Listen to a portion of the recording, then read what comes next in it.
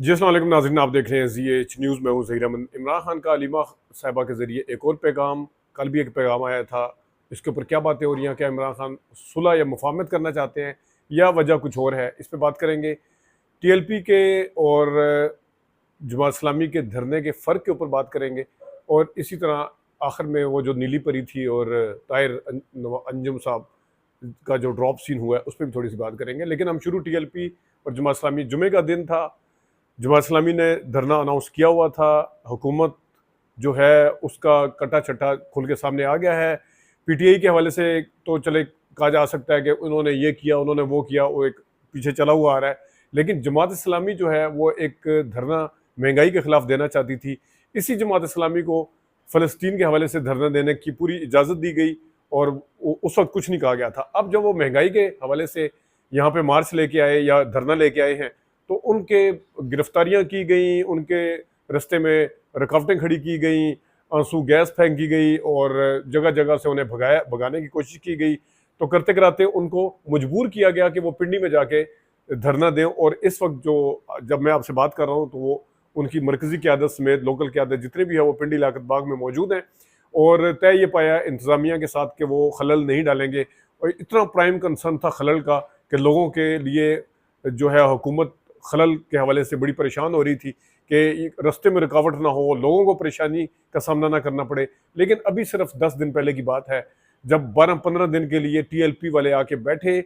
हमें तो ऐसे लगता है जिस तरह फैज़ाबाद जो है उनके नाम बाकायदा मुख्तस हो चुका है। जब वो चाहेंगे आएंगे और जितने दिन वो चाहेंगे बैठेंगे। उस वक्त हुकूमत को और इस्टेब्लिशमेंट को किसी को कोई परवाह नहीं है कि कितना खलल डाल रहा है। और कभी आपने नहीं सुना होगा उनके साथ आंसू गैस तो दूर की बात, उनके खिलाफ गिरफ्तारियां तो दूर की बात, उनको एंगेज करते हुए भी आप नहीं देखेंगे कि हुकूमत जो है एंगेज कर रही है। इससे पता चलता है कि जिस तरह उनके नाम कर दिया गया फैजाबाद, अब जब चाहे आए, जब चाहे आगे यहाँ पे धरना दें, हम आपको नहीं रोकेंगे। लेकिन दूसरी तरफ जमात इस्लामी और कोई भी जमात जो है वो महंगाई के ऊपर, गवर्नेंस के ऊपर धरना देने की, एहतजाज करने की, इवन जलसा, धरना तो दूर की बात है, जलसा करने की भी कोशिश करती है। PTI को इजाज़त नहीं मिली, वो बार बार कभी इंतजामिया की तरफ देखती है, कभी किस तरफ, कि हम जलसा करना चाहते हैं, हम एहतजाज करना चाहते हैं।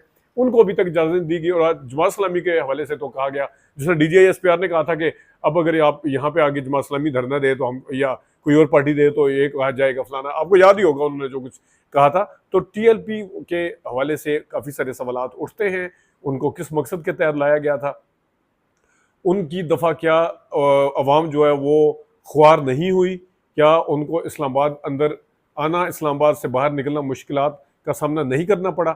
बिल्कुल करना पड़ा, लेकिन उस दर कोई भी किसी किस्म की रुकावट, किसी किस्म की सख्ती जो है वो देखने को नहीं मिली थी। अब मैं आता हूँ दूसरे इशू की तरफ जो बहुत अहम है। कल भी एक मैसेज दिया गया कि नून लीग जो है वो, हुकूमत जो है वो लड़ाई करवाना चाहती है इस्टेब्लिशमेंट के साथ, इस्टेब्लिशमेंट और PTI की आपस की लड़ाई करवाना चाहती है। और आज भी उन्होंने दोबारा से कहा कि आप दूर रहें, न्यूट्रल रहें, या उसके अंदर ना पड़ें, इस तरह के मामलात के अंदर।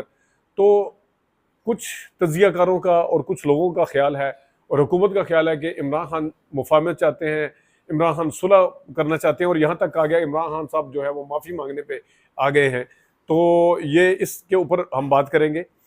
सबसे पहली बात तो यह है कि ये सबसे पहले बात शुरू हुई थी, ख्वाजा आसिफ साहब ने शुरू की थी कि कुछ मामलात जो हैं वो ख़तरनाक तरफ जा रहे हैं और टेक्नोक्रेट, ये किसी PTI वाले ने या किसी और ने नहीं कहा था, खुद हुकूमत के अंदर से अहम तरीन वज़ीर और सीनियर तरीन उनके लीडर हैं, उन्होंने ये बात की थी कि ये मामलात हो सकते हैं, हमारी हुकूमत जा सकती है, या टेक्नोक्रेट कभी कुछ कुछ भी हो सकता है, कॉन्स्टिट्यूशनल ब्रेक डाउन या मेल्ट डाउन, जो भी वो वर्ड यूज़ कर रहे थे, ये हो सकता है। तो सबसे पहले वहाँ से कहा गया। फिर राना सनाउल्लाह साहब का कल ही हमने आपको रात को बता दिया था कि उन्होंने कहा था कि नज़र रखनी पड़ेगी, अलर्ट रहना पड़ेगा कि क्या होने जा रहा है, एक एक चीज़ पर नज़र रखनी पड़ेगी। तो वो मामला जो था वो बिल्कुल ऐसा ही था। और उसके बाद जो रिएक्शनरी बयान आए नून लीग की तरफ से, खा वो तलाल चौधरी हैं, खा बिलाल कैनी है, ख्वाजा आसिफ की ट्वीट है, ख्वा राना सनाउल्लाह है, तो उसमें साफ नज़र आ रहा है कि हुकूमत की परेशानी बिल्कुल वाज़ेह है कि कहीं कोई किसी किस्म की सुलह होने तो नहीं जा रही।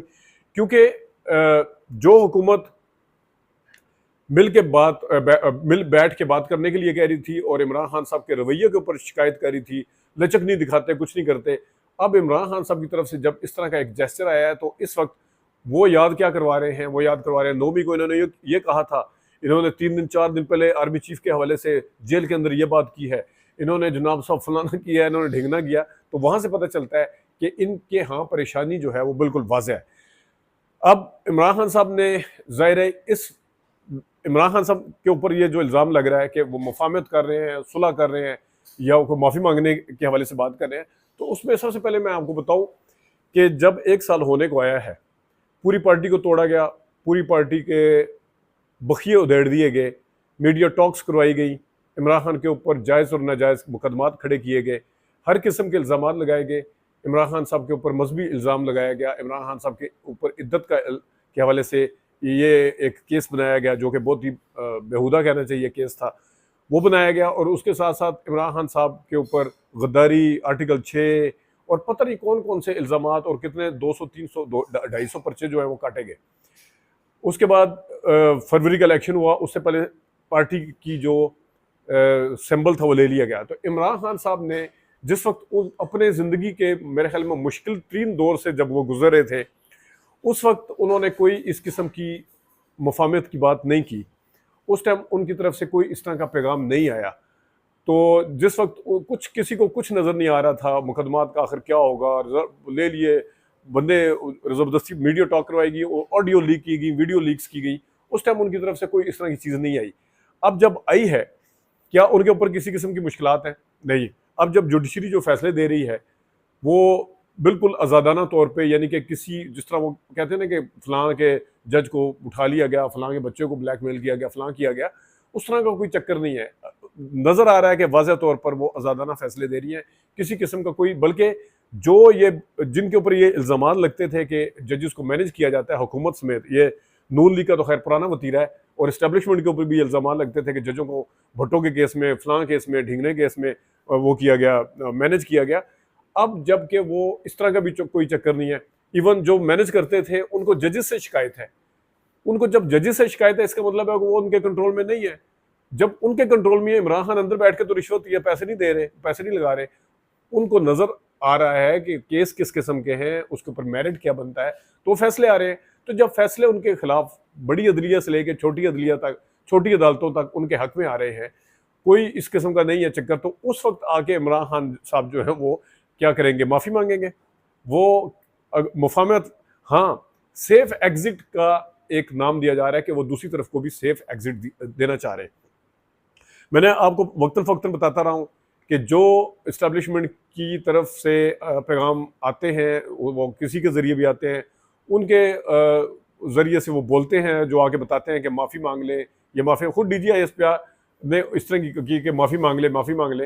तो ख्वाहिश दूसरी तरफ है कि माफ़ी मांगी जाए, लेकिन ये उन्होंने माफ़ी मांगी है। अब आप खुद अंदाज़ा करें कि एक आर्मी चीफ को कहा है कि आप स्टे अवे, कि मतलब आप इन चीज़ों से दूर हैं या न्यूट्रल हैं, तो ये उनकी माफ़ी है या वो एक सेफ एग्जिट बड़े जिसे कहते हैं कि एक अच्छे अंदाज से देना चाह रहे हैं अगले बंदे को, मतलब अगले बंदे को या अगले इदारे को या किसी को भी, इस्टेब्लिशमेंट को कह लें, आप हुकूमत को कह लें कि सेफ एग्जिट देना चाह रहे हैं।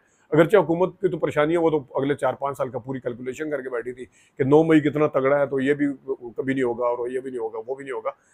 तो जिस वक्त वो अपनी पॉपुलैरिटी के उरूज पे है, जिस वक्त वो सारा बयानिया अपने हक में बना चुके हैं, जिस वक्त सोशल मीडिया तो क्या, मेन स्ट्रीम मीडिया भी उनके हक में आ गया है, मेन स्ट्रीम मीडिया के ऊपर उनके बंदों की सारी टॉक चल रही हैं, यानी कि जजेस को मैनेज करने से लेकर मीडिया को मैनेज करने तक जो जो किया जाता था वो भी उनके हाथ से निकलता हुआ लग रहा है। कोई उन ऐसी चीज़ नहीं है कि इमरान खान साहब के ऊपर किसी किस्म का प्रेशर हो। तो क्या वो इस वक्त आके माफ़ी नामा देंगे? सुलह की एक अच्छा वर्ड है कि सुलह की कोशिश हो सकती है, जो सबकी ख्वाहिश है, होना चाहिए, पाकिस्तान को आगे बढ़ना चाहिए और बिल्कुल इसमें नजर आना चाहिए। लेकिन ये कहना कि वो माफ़ी मांग रहे हैं, वो नहीं है। सेफ एग्जिट का क्या कहा जा सकता है? दूसरी तरफ से क्या जवाब आता है ये देखना पड़ेगा। आज मैं किसी को सुन रहा था, मतलब है कि इमरान खान साहब की दफ़ा तज्जिया नहीं दिया जाता, उनको ख्वाहिश का इज़हार करके बाकायदा मशवरा दिया जाता है। मशवरा दिया जाता है कि आप एक कदम पीछे हट जाएं। उनमें सुहेल वड़ाइच साहब हैं और दूसरे तीसरे कि लड़ाई नहीं होनी चाहिए, मुल्क के लिए ठीक नहीं है, उधर मशवरा दिया जाता है, नहीं होनी चाहिए। लेकिन जिस टाइम इमरान खान साहब की तरफ से ये एक स्टेप हुआ है, दिखाया गया है, या जेस्चर दिखाया गया है, अब दूसरी तरफ वो इदारों को मशवरा नहीं दे रहे, इदारों को वो ये नहीं कह रहे, बल्कि कह रहे हैं लगता है ऐसे है कि ये माफ़ नहीं किया जाएगा, लगता कुछ ऐसे है कि 9 मई को अभी भूले नहीं है, लगता है ऐसा है कि दूसरी तरफ लचकदार रवैया नहीं है, लगता है ऐसा है मोर्चाबंदियाँ हो गई हैं, कुछ इस तरह का नहीं होगा। तो ये पता चलता है कि आपके जो जर्नलिज्म करने के जो तरीके हैं वो हर किसी के लिए अलग हैं। किधर मशवरा देना है, किधर आपने अपने बस अंदाजे बयान करने हैं, और किधर आपने कहना है नहीं नहीं आप ये करें वो करें। तो किधर एक तरफ एक मशवरा है, दूसरी तरफ मशवरा तज़िये के तौर पे पेश किया जा रहा है। मतलब पहले वाली पार्टी को, पीटीआई को मशवरा दिया गया कि आप सुलह करें, पीछे हट जाएं, मुल्क के लिए पीछे हट जाएं, ठीक है। उधर ये नहीं कहा गया कि इमरान खान नहीं पीछे हटेंगे, वो लगता है ऐसा नहीं कि पीछे हटेंगे। अब जब इधर से आया तो अब इधर ये कहने की बजाय कि इनको भी अब मान लेना चाहिए, इनको कर लेना चाहिए, नहीं दूसरी तरफ लगता है कि वो उधर माफी नहीं। ये है जो हमारे यहाँ जो स्टैंडर्ड चल रहे हैं इस वक्त, ये है। लेकिन हुकूमत की तरफ से जो रिएक्शन है वो परेशान कौन है। राना सनाउल्लाह का बयान बार बार गूंजता है कि इनके ऊपर अलर्ट रहना पड़ेगा, रखना पड़ेगा। अदलिया से तो पहले ही नाराज है, पॉपुलरिटी है नहीं, गवर्नेंस हो नहीं रही उनसे, तो जाहिर है इस तरह के बोझ को, बैगेज को कब तक कोई लेके चल सकता है, ये बहुत बड़ा सवाल है। अब आते हैं तीसरे इशू की तरफ। तीसरा इशू ताहिर अंजुम और नीली परी वो क्या थी, उन्होंने आके पिटाई की, बाद में पता चला फुटेज आई कि वो बाकायदा उनके घर गई थी अदाकार साहब के, और उन्होंने बाकायदा प्लान किया कि मैं आपको मारूंगी और आप जो भी होगा कि मेरी गुड्डी पीटीआई में आ जाएगी, चढ़ जाएगी। पीटीआई वालों ने, मैंने पहले भी किसी जगह पे कहा था, शायद इधर भी कहा हो, उधर एक और जगह पे मैं प्रोग्राम करता हूँ, वहाँ पे मैंने कहा था कि पीटीआई वालों ने तो उसी दिन इनको शाम को बता दिया था कि ये पीटीआई की नहीं है, इनके अपने टिकटॉक बनाती हैं और ये नून लीग की क़यादत से मिलती है। उसी दिन शाम को उन्होंने उसका कटा चटा जो खोल दिया था, ऑन नहीं किया था। लेकिन ये और ताहिर साहब जो थे, पता नहीं इन दोनों का प्लान था या इनके ऊपर किसी का प्लान था, क्योंकि ताहिर साहब ने वही वाली बात की जो बैरिस्टर अकील ने 20 दिन पहले की थी यहाँ पे इस्लामाबाद में, और जब पार्टी के ऊपर बैन लगने की बात हो रही थी, अता तारड़ साहब ने जिस दिन किया था, और जो उसके अलावा भी कोई इशू हुआ था, और उसी दिन बिलाल कैनी ने की थी। शाम को बड़ा लगा था कि कहते हैं कि अपने बयान तो कम से कम तब्दील कर लिया करें। एक ही किस्म का पीछे से बता दिया जाता कि आपने ये जाके कहना कि हमारे लीडर ने इस तरह की तरबियत नहीं की, हमारा लीडर गाली नहीं निकालता, हमारा लीडर एग्जैक्ट तीन मीडिया टॉक हुई थी, एक जैसे जुमले बोले गए थे, पता चल रहा था किसी ने फीड किया हुआ है। तो यही काम किया ताहिर अंजुम साहब ने। उन्होंने भी आगे अभी वो बस उसी दिन उनको लिया जब उनकी पिटाई हुई, जो भी ड्रामा हुआ, तो उसी दिन लिया उन्होंने। हमारे तो, मैंने तो हाथ नहीं उठाया, हमें तो हमारे लीडर ने औरतों की कदर करना सिखाया, ये करना सिखाया।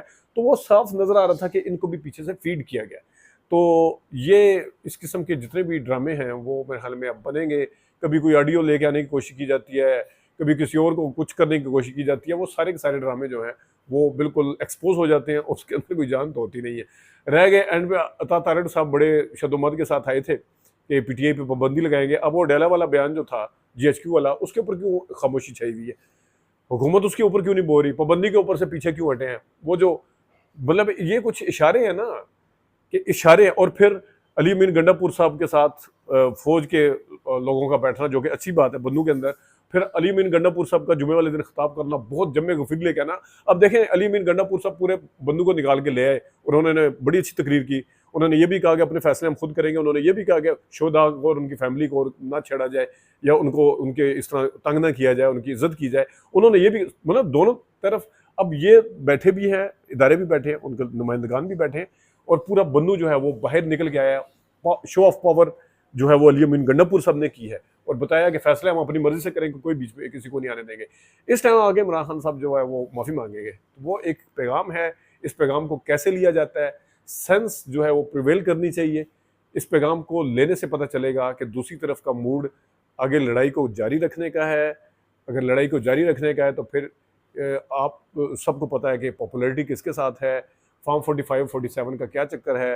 अदलिया जो है वो बिल्कुल आज़ाद है इस टाइम जो फैसले कर रही है, और फिर उसके साथ साथ सोशल मीडिया का जो प्रेशर है, जिसकी वजह से कभी फायरवॉल का जिक्र हो रहा है, कभी जनाब सब इसको पकड़ा जाएगा, गिरफ्तार किए जाएंगे, फलाना किया जाएगा।